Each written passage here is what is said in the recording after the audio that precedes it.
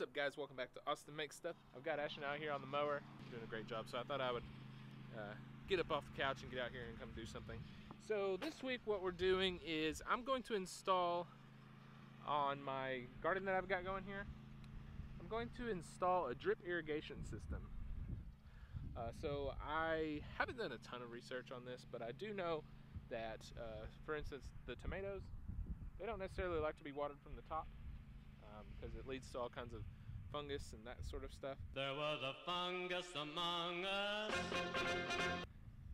So I know that they'll be really good contenders for drip irrigation. So basically, a drip irrigation is a way to get water to plants without wasting a lot of water. So typically in the old-fashioned style, you would have, I say old-fashioned style, the traditional way of watering, you would have a water sprinkler like this, and it would just, and it would get everything in the garden wet.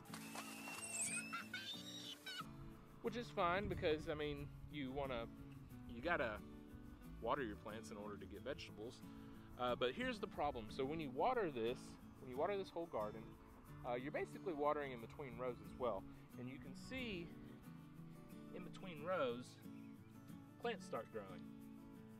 Now, in Texas, it doesn't rain too much during the summer. It does some, it does enough. But we can control those weeds a little bit better with drip irrigation by not watering the whole garden bed, just the plants that we want to grow. So we can eliminate some weeds, which is a problem because this is my first year of having a garden in this area. And as you can see, it was basically just grass like this. I used that electric tiller. I'll put a link in the description below to till all this up. So I guess without further ado, I'm still waiting on my tubing to come in for the drip irrigation system, but in the meantime, I know the UPS is on the way. In the meantime, let's go ahead and just maybe lay out some of the connections and I'll explain what they are. All right, so I brought some of this stuff out here. Well, there goes all that. Well, here are some of the things that you'll need besides the hose. This is what connects the hose, the tubing, to a faucet, a water faucet, or the end of a garden hose. So you'll need that. You'll probably also need a regulator, which I don't have here, but I'm gonna go ahead and set it up. Let me just say this real quick on the regulation. Your water that comes out of your faucet in your house is usually at like 50 to 60 gallons per hour. So it's a lot of pressure that can be put on the tubing, and there's these things called emitters. They operate at a lower pressure. If you overpressurize them, they can blow out. But we'll just go ahead and set it up and see whether or not it does that. You're also going to need some connectors. So, for instance, here are a few different types of connectors that we have. Basically a T. So you can bring a hose in this way and then it splits that direction. This is more of if you want to connect two lengths of hoses together. Say you've got a short piece that you just want to kind of tie in. Maybe if you cut the line, you would cut it and splice it together with something like this. Why would they sell you a hose spreader if you couldn't spread the hose? And then of course this would just be to make a turn. In our case, we're going to need some emitters, and I found this on Amazon. It's like 100 pieces, and they're variable rates of flow from super low. I think it said like half a gallon. It doesn't say on the actual emitter itself, but it's something like half a gallon all the way up to, I don't know why, so I'm not going to say anything. I'll put a link in the description below for this stuff as well. And then we're going to also need some stakes just to hold the hose in place. So that's what got a couple of those packages for. In the meantime, I think I heard the UPS truck deliver, so let's go see if the hose has made it here. Oh, I love it when the yard is mowed. Doing a great job. Go, Ashton, go! Go, Ashton, go! All right, she is doing a great job. So I already have one video of me installing drip irrigation on my hydrangeas as well as knockout roses, so I'll put a link in the description below for that one too. So yes, it looks like the UPS guy dropped off our tubing. And I've actually got some more things that I need in the garage, so let's go get that. I shouldn't just ran out of gas, but luckily she was able to get up here. You could hear it like sputtering as she came up. So, You got it? slide it back here. So I always take the cap off very far away from the tank. This is unattached too. Yep, and that's unattached too. We had some experience. We lost one of these down in the bottom of the mower, so we don't do that anymore.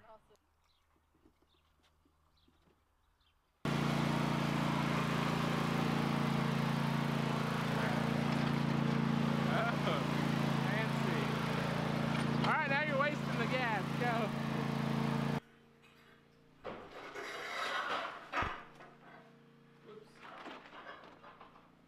So I strongly suggest getting like a dedicated place to store this stuff. This is all that I have so far, just these few sections. But I think I'm gonna pull everything out and make this solely for drip irrigation. So here are some other things while we're at it. I can just talk real quick. Here's some other types of emitters. They do different things like sprinkler settings. I don't think that there are any in here, but there might be some that actually just drip. But most of these kind of spray they do like 360 degrees. This is a hole punch. You punch a hole in the larger tubing and then you can put the emitters in. If you happen to mess up and put a hole in a spot that you didn't want and you didn't want water coming out of it, if you mess up, you would call that a goof, right? So what these are called right here, these are called goof plugs. So this is a plug that plugs in your goof. So if you mess up, it's called a goof. Here's a goof plug. We'll first get started with our tubing. Let's lay it out and figure out how much of it we need for our garden.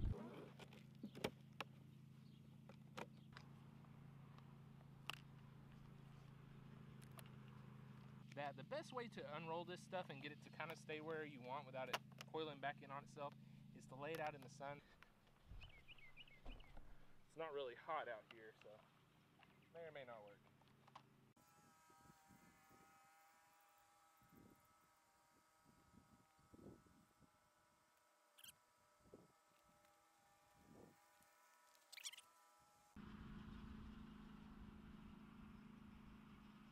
That's where I want it to start.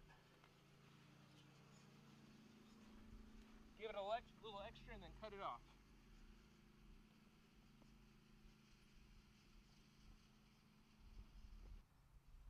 You just push it in. Push it real good. I say that like it's easy. You just push it in. Nothing to it.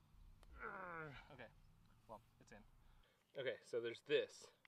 You leave this screwed all the way in.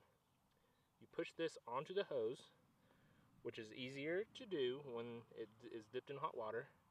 You push that on and then you unscrew this, which tightens that hose down. So now we've got a secure connection here that can go on right here.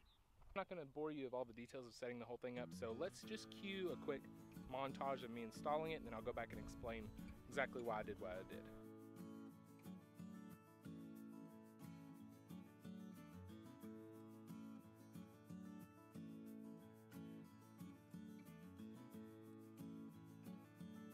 I wanted to show you this one. I don't think I described it earlier when we were going through the supplies that you needed. This is how you end a hose. So if you didn't install this, the water would just run out. And it's kind of, it seems like it's sketchy, like maybe it wouldn't work, but it does. And this is common practice. So I need one of these guys. Okay, I want to end it here a little bit further than where you want to end. And you'll take that hose, you'll double it, actually you'll put this on, the end cap, you'll double this back, and then you'll put it back in through the end cap. And that little kink in the hose will keep this secure and no water will run out of that. So that's all we gotta do, and I'm gonna stake this one there. Get forward on pepper plants and tomato plants. We want one of these emitters at each plant. We'll take the hole punch, punch a hole in the hose.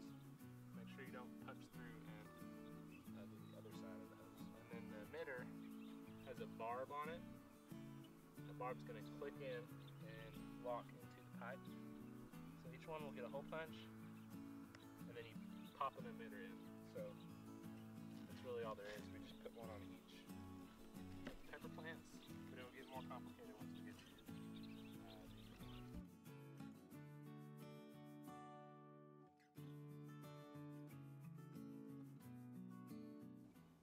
As you can see, these valves are adjustable. And that's all there really is to it. Thanks for watching. Make sure you subscribe to my channel, share it with a friend, and I'll see you next time.